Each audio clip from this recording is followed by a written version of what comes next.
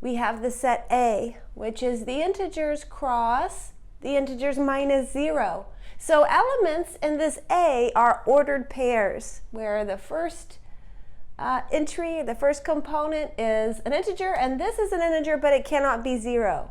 Okay, this is our set, and then we say that two elements in A are related, provided, well, you multiply this way, AD, and that would equal BC. Okay, so that's exactly what it says here. And this relation we showed in our group work that it is an equivalence relation, meaning it is reflexive, symmetric, and transitive. Okay, and then the equivalence classes of this relation are the rational numbers. And what you're used to from when you first started learning fractions is you see something like this, 4/7 or 11/100 or something like this. But this notation, if you think about it in terms of this equivalence relation, is the notation for this entire class. So the fact that 2/4 is equal to 1/2, okay? Because they're related. So for example, what did I just say? I said 2/4 equals 1/2. This is something that you're used to from mathematics. What that says is, well, for example, that 2,4 is in the class of 1/2, or another way we could say this is that 2,4 is related to 1/2. And how do we see this? Well, okay, if we look at the definition, we multiply this and we multiply this. So we would get 2 times 2, I'll say because 2 times 2 equals 4 times 1. Okay, so in fact they are related. And this is something that you have a lot of intuition about, is this equivalence relation. Okay, well, these formulas we're used to from, say, middle school or elementary school, wherever you first learned fractions, about adding fractions, multiplying fractions, subtracting fractions, dividing fractions, okay?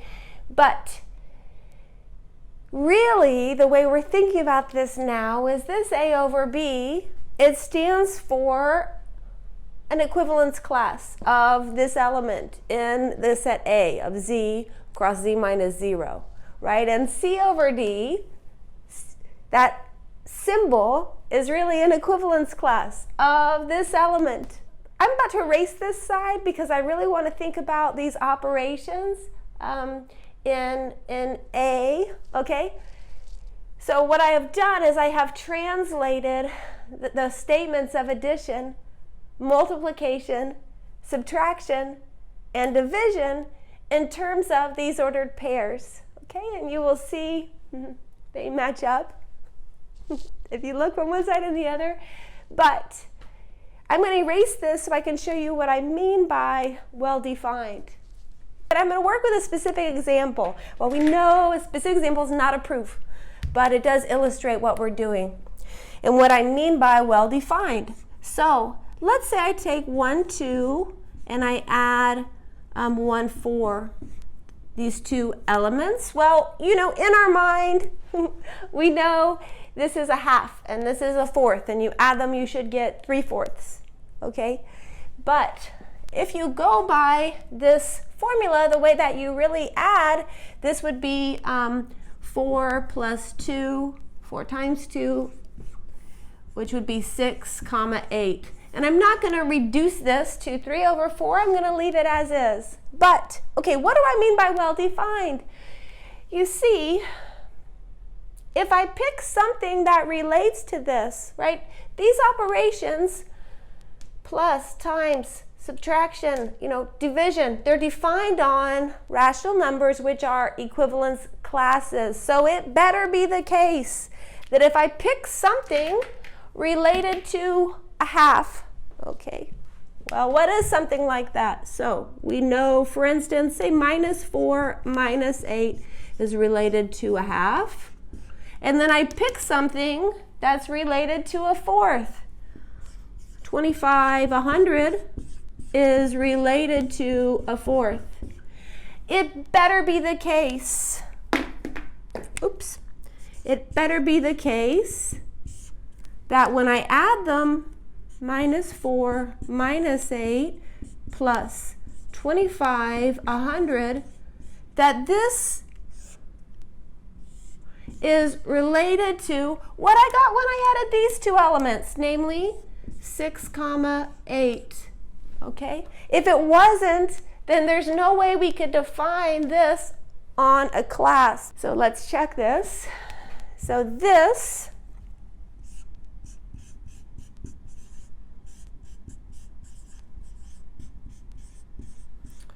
this equals minus 400 minus 200 comma minus 800, which is minus 600 minus 800.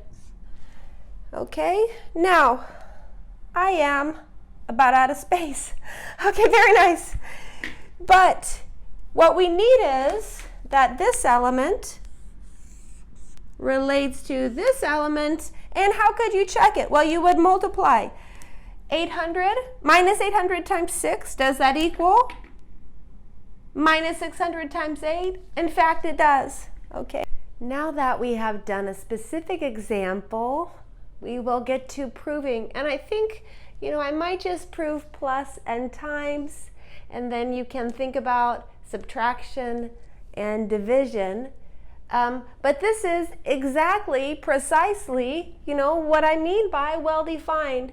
So you take 4 elements in A, which I have labeled as such, and you assume A1, B1 relates to A2, B2, and that C1, D1 relates to C2, D2.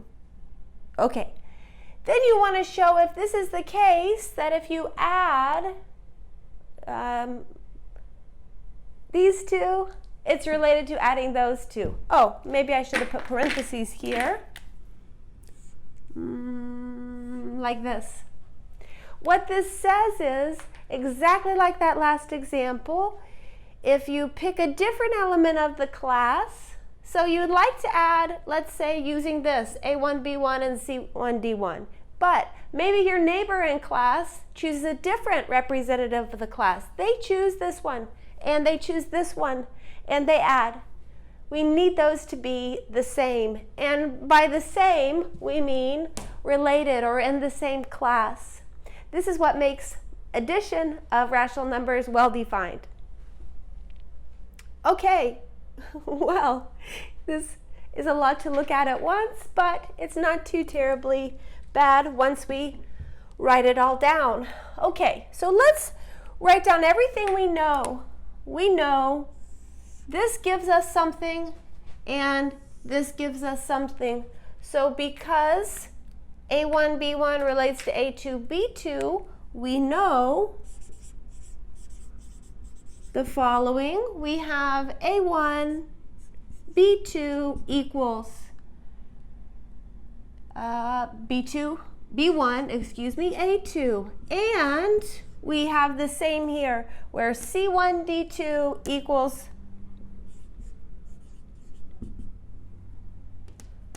D1, C2.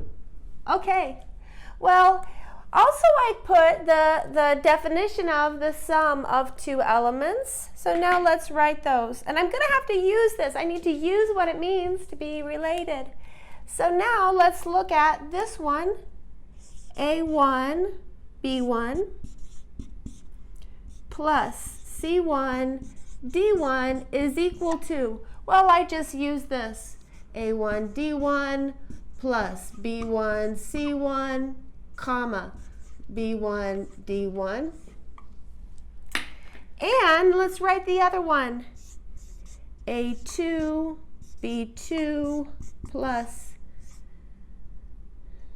C2, D2 is equal to A2, D2 plus B2, C2, comma, B2, D2. Okay. So now what we need is that this is related to this. So maybe I will translate this here.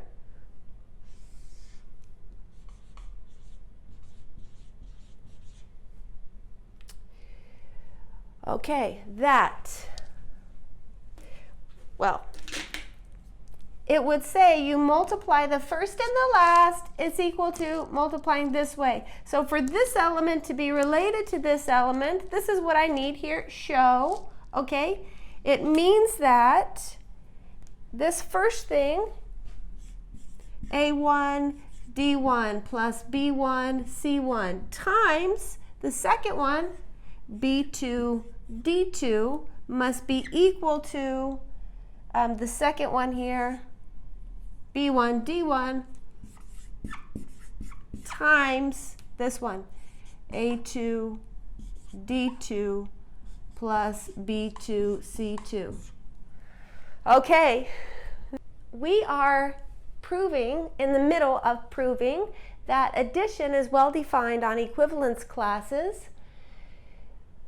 And we had the following two equations that came from our assumptions, and then the only thing that we need to complete the proof is to show that these are equal. And here, you know, we know some things, A1, B1, A2, B2, C1, C2, D1, and D2 are all integers, and some of them are non-zero. The B's and the D's, okay? That's what we know also, but I haven't written that. So instead of confusing myself and you by working with both equations or both sides of the equation at one time, that would be confusing because there's so many indices. I'm going to start with this one, use these two equations, and hopefully I'm going to get over to this side, and then I will have proved it. Okay, so the left-hand side is as follows. Well, the first thing I'm going to do is just distribute. So I have A1, D1, B2, D2 plus B1, C1, B2, D2. And then now I'm going to have to stare at these and see if I can do anything. So over here I see A1, B2, and over here I have A1, B2. And over here, do I have something that pairs? I have, okay, very nice. I have C1, D2, and here is C1, D2. So I can replace, you know, what's underlined in red with the corresponding right-hand side of that equation. And I can move things around. You can multiply in any order. Okay, so this one becomes B1, A2, and I still have D1 and D2. And this one, if I replace here, I'm going to have D1, C2, and I still have B1, B2. Okay, now, oh, I've left one off, B2. Okay, very good. Now I want to look at where I want to go. Okay, this is wonderful because I am almost there. You see, I want B1, D1 to be factored out, and then I have a sum of two terms. And you notice I'm almost ready. In fact, I am ready. I have B1, D1. I have B1, D1, and then I have a sum of two terms. Okay, let's do it. So this equals, I have B1, D1. The first term becomes A2, D2, and the second term, well, I have C2, B2, and that says B2, C2, but you can multiply any order. So I will write it to match. Okay, there we have it, and then this shows what we're trying to prove. Namely, we had A1, B1 plus C1, D1, and that this relates to A2, A2, B2 plus C2, D2. One more and one more. And this completes the proof that addition is well defined on the equivalence classes. Now let's do multiplication. And okay, I have it all worded. Again, you see a lot of indices, but don't let that intimidate you. We have 4 elements in capital A, And the way that we are working with this, we assume that we have A1, B1 related to A2, B2, or they are two different elements of the same equivalence class. And that C1, D1 relates to C2, D2, or again, two different elements of the same equivalence class. And then you want to show that if you multiplied, A1, B1 and C1, D1, that is related to if you do the same operation, but with this other choice of element from the equivalence class. So A2, B2 times C2, D2. And this would show well-defined. It would say, as I've mentioned before, but if your neighbor picked a different representative than you did to multiply, that you would still get the same answer up to equivalence, which means the same equivalence class. Rational numbers are equivalence classes. This makes multiplication defined. Okay, well, just like with addition, we're going to write down everything that we know. Okay, so because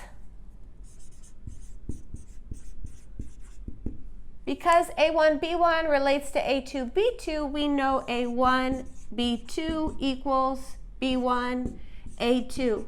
And we know here, because of these two being related, that C1, D2 equals here, D1, C2. Now, okay, let's make the multiplication. So we know A1, comma, B1 times C1, comma, D1.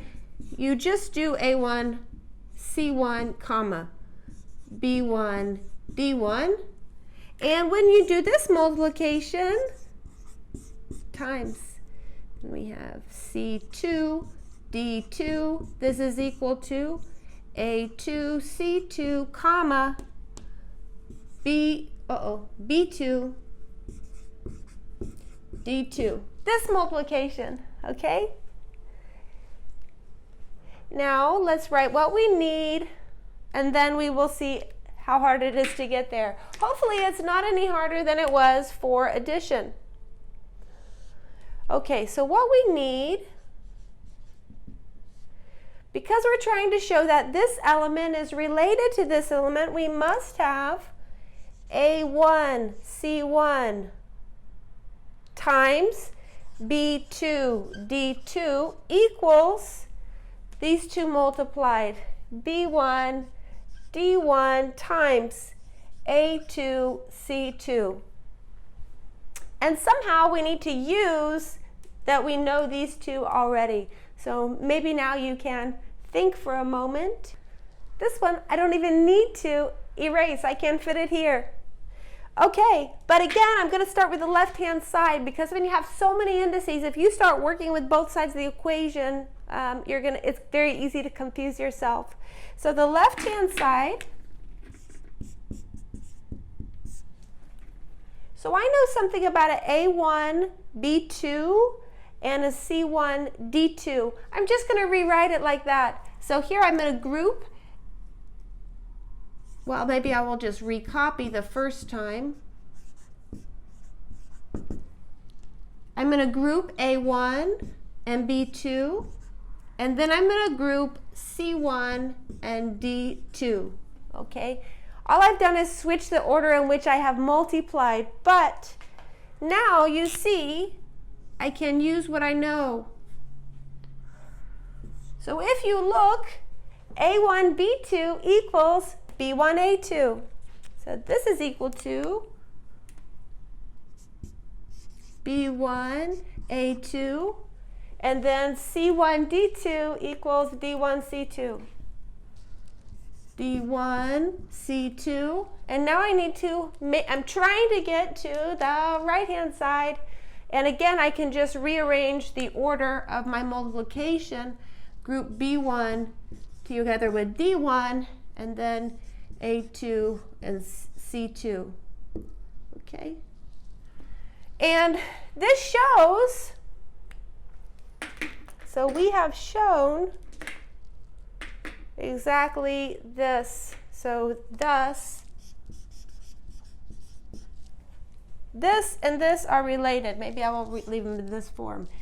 A1C1, comma, B1, D1 is related to A2C2,